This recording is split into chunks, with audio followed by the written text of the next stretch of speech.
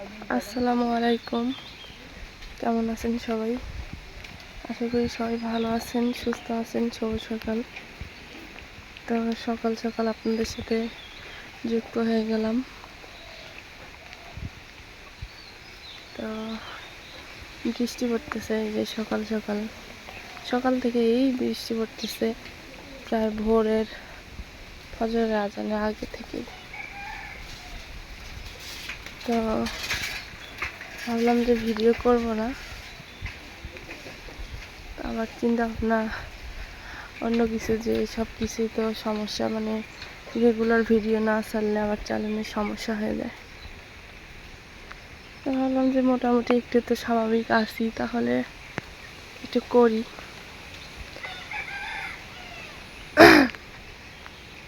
তো 2 দিন যাবৎ হলো মানে ডাক্তারের কাছে যাওয়া আসা মধ্যেই চলতেছে, মানে বাড়িতে আর বসার সময় নেই। বিকেল টাইমে এখানে, দুপুর টাইমে যাবার এক্সরে, মানে বিভিন্ন ইয়াতেই যাচ্ছে সময় আর কি। আজকেও যাব, খাওয়া দাওয়া করে বিকেল টাইমে যাবো আর কি। তো 2-3 দিন তো প্রচুর পরিমাণ রোদ হইলো, আবার বৃষ্টি শুরু হয়ে গেছে।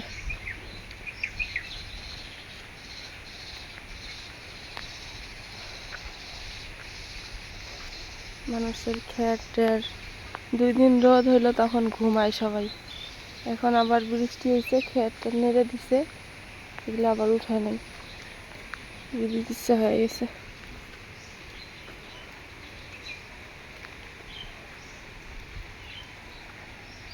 চল যাই দেখি মা কি রান্না বান্না করলো, খাওয়া দাওয়া করি তারপর।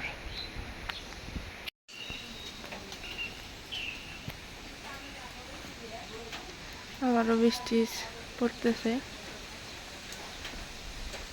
ঘোড়া বৃষ্টি আর কি।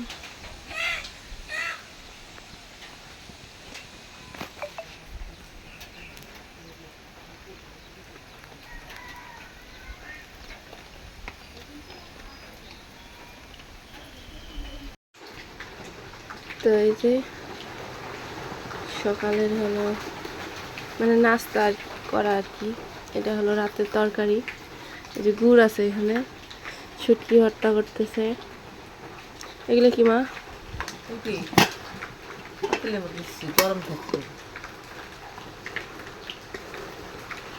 ও রুটি পাতিলের মধ্যে দিচ্ছে, পাতিলের মধ্যে দিচ্ছে, গরম থাকে, গরমই আছে ফির গামে দেয় না। এই যে রুটি, এগুলো দিয়ে এখন নাস্তা পানি করা হবে, আবার একটু পরে রান্না করবে নাকি। এটা মনে খেজুর গুড়ের কথা কয় না, ইয়ের গুড়ের দিছে, গেন্ডারির গুড়।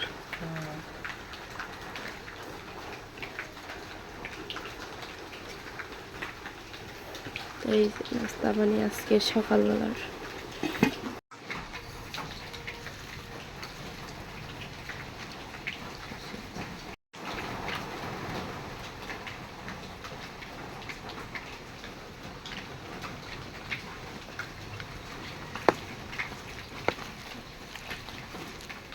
এই যে আমার হলো শুটকি ভর্তা রেডি।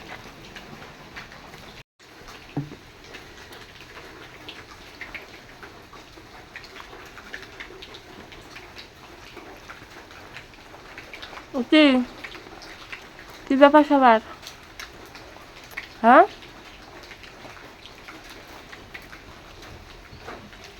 খাওয়া লাগবে না? অতি খাওয়া লাগবে না?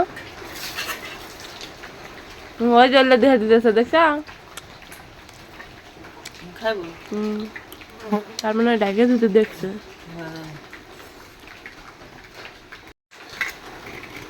ঝাল টক, ঝাল মিষ্টি।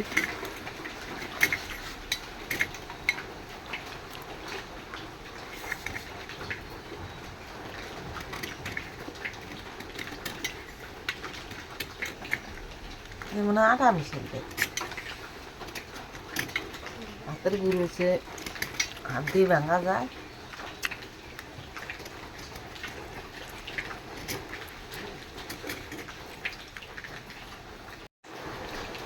কি দিয়ে খাও? দুধ দিয়ে। তুমি তো মিষ্টি পাগলা। আমি অল্প বেলা খাইছি মিষ্টি দিয়ে, তাই আমার কেমন লাগতেছে। আচার আর মিষ্টি।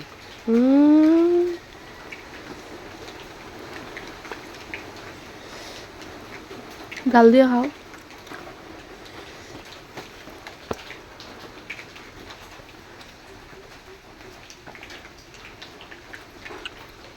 আমি ঘুরতে গেছি।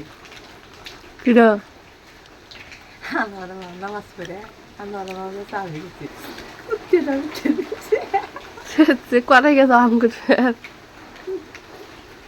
হাস, যদি কুত্তে কামড়ে দিলে নি? আস্তে আস্তে গেছি দুজনে। এলে না দূরে তো না ওই বাড়ি। কুত্তে কামড় মারলে নি? তো ঘরের মধ্যে সবগুলো হয়ে আছে খেয়ারের ঘরের মধ্যে।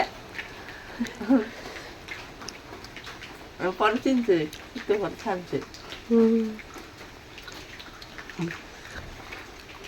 ছাতি মনে হচ্ছে মিষ্টির মধ্যে না কুত্তে চিনবে না পরে করছি এই আমি এবার আসতে গেছে।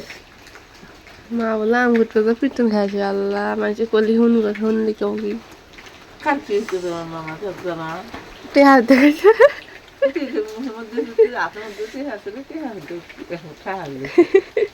পরে ছেড়ে না থাকতো নাই বাইরে দেখে টেহা। পরে আসলে মধ্যে ছেড়ছে সব দিত।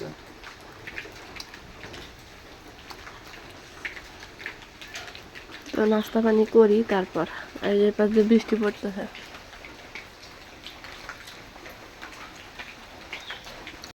তো এই যে খাওয়া দাওয়া শেষ, আমাদের উদ্দেশ্যে আমরা বেরিয়ে পড়লাম। এখন চলে যাবো হলো ডাক্তারের কাছে।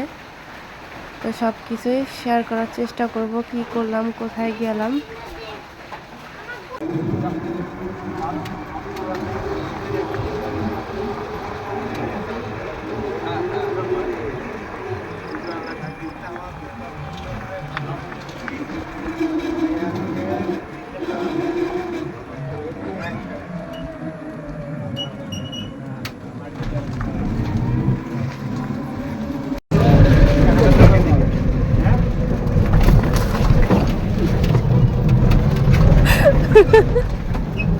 মা,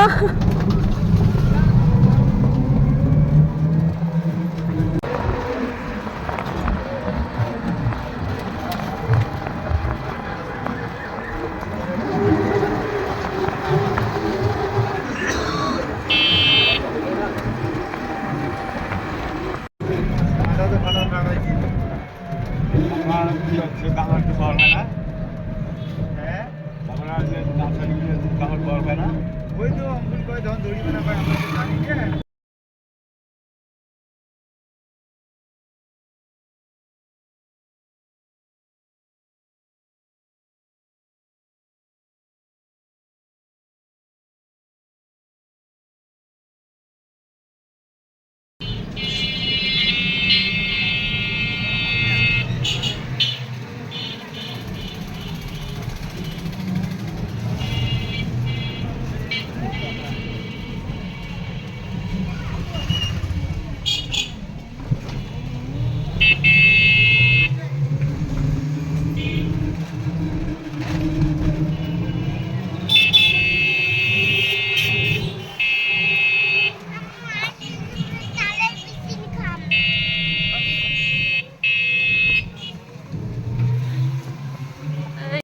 তো আমরা চলে আসছি ডাক্তারের কাছে। এই যে মরিয়মের দাঁত ইয়ে করার জন্য, মুখটা ফুলে গেছে কিন্তু করতে দিচ্ছে না।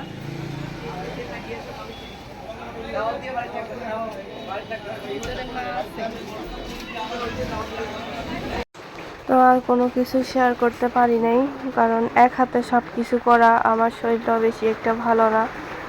হ্যাঁ, তো মেয়ের দাঁত এরকম, আর একটা বাচ্চা, মানে দাঁতের ব্যথা যে কি কষ্ট যার হয়েছে সেই তো জানে। আর ও তো হলো ছোট বাচ্চা, তো ওর দাঁতটা ক্লিন করে হলো মম টম লাগাই নিছি, যাতে পরবর্তীতে আর কোনো সমস্যা না হয়। তবে ডাক্তার বলছে যে মাঝে মাঝে একটু ব্যথা করবে, ওই ব্যথার ওষুধ দিয়ে দিছে। তো এখন আসি আমার কথায়, যে আমাকে অনেকেই অনেক ধরনের পরামর্শ দিয়েছেন যে কোথায় ডাক্তার আছে না আছে, সেখানে আমরাও খোঁজ খবর নিচ্ছি বা নিতেছি। আর মূল কথা হলো কি, যে এখন তো হবে না, ঈদের আগেই হলো চিকিৎসাপাতি করা হবে না, কারণ একটা আশা ছিল বা একটা স্বপ্ন ছিল যে কোরবানি দেওয়ার। তো সেটা তো হবেই না, মানে হবে না বলতে হবেই না। অনেক অনেক কষ্টের মধ্যে দিনকাল পার করতেছি, তারপর আলহামদুলিল্লাহ যে আল্লাহ এখনো হাত পা সুস্থ রাখছে। তো কেন হবে না সেটা বলি, সেটা হলো যে আমার চিকিৎসাপাতি, মেয়ের সব মিলে অনেক টাকা পয়সা যাচ্ছে, আর ইনকাম তো সেরকম নাই। মানে কামাই হলো 2 টাকা, খরচ হয়ে যাচ্ছে 5 টাকা। হ্যাঁ, সেটা হলো চিকিৎসাপাতির পিছনে। তো এই জন্য হয়তো বা কোরবানি দিতে পারবো না, এই জন্য মন টন খুব খারাপ।